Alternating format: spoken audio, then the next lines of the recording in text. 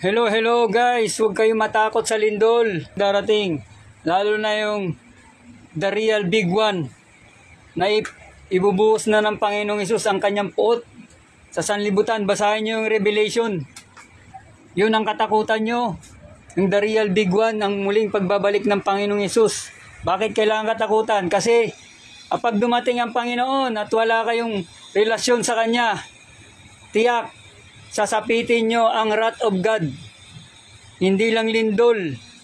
Basahin natin ang Revelation.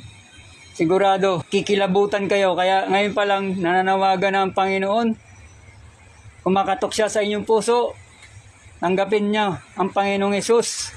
Tao sa inyong puso. Sabi sa 2 Corinthians 5:17, if anyone be in Christ, he is a new creation. The old things have passed away. Behold, all things are become new.